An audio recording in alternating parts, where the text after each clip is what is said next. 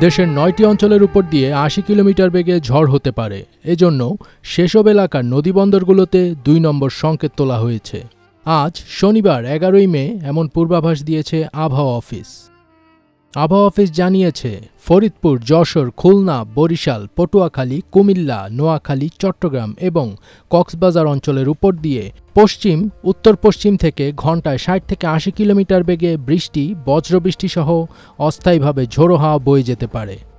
এসব এলাকার নদীবন্দরগুলোতে ২ নম্বর নৌ হুঁশিয়ারি সংকেত দেখাতে বলা হয়েছে। বর্তমানে পশ্চিমা লঘুচাপের বর্ধিতাংশ পশ্চিমবঙ্গ থেকে উত্তর-পশ্চিম বঙ্গোপসাগর পর্যন্ত বিস্তৃত আছে। ভীষণ নিয়ে এলো ফুলঝুরি মেগা অফার সিজন 6। এই অফারে ফ্রিজ কিনলেই পাচ্ছেন নিশ্চিত 12 সেটের আকর্ষণীয় গিফট বক্স একদম ফ্রি। আগামীকাল ১২ই মে সকাল পর্যন্ত চট্টগ্রাম বিভাগের অনেক জায়গায়, ঢাকা, খুলনা, বরিশাল ও সিলেট বিভাগের কিছু কিছু জায়গায় এবং রংপুর, রাজশাহী ও ময়মনসিংহ বিভাগের ২-১ জায়গায় অস্থায়ীভাবে দমকা, ঝোড়ো হাওয়া সহ বৃষ্টি অথবা বজ্রসহ বৃষ্টি হতে পারে। সেই সঙ্গে কোথাও কোথাও বিক্ষিপ্তভাবে শিলাবৃষ্টিও হতে পারে। সারা দেশে দিনের তাপমাত্রা সামান্য হ্রাস পেতে পারে এবং রাতের তাপমাত্রা প্রায় অপরিবর্তিত থাকতে পারে।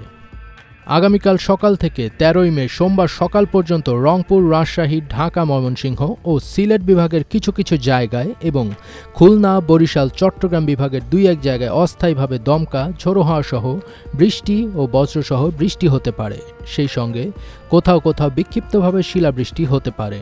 সোমবার সকাল থেকে ১৪ই মে মঙ্গলবার সকাল পর্যন্ত খুলনা ও সিলেট বিভাগের কিছু কিছু জায়গায় এবং রংপুর, রাজশাহী, ঢাকা, ময়মনসিংহ, বরিশাল ও চট্টগ্রাম বিভাগের ২-১ জায়গায় অস্থায়ীভাবে দমকা, ঝোড়ো হাওয়া সহ বৃষ্টি অথবা বজ্রসহ বৃষ্টি হতে পারে। বর্ধিত ৫ দিনের আবহাওয়ায় দিন এবং রাতের তাপমাত্রা আরও বৃদ্ধি পেতে পারে। ফজবির তাজ, এটিএন বাংলা।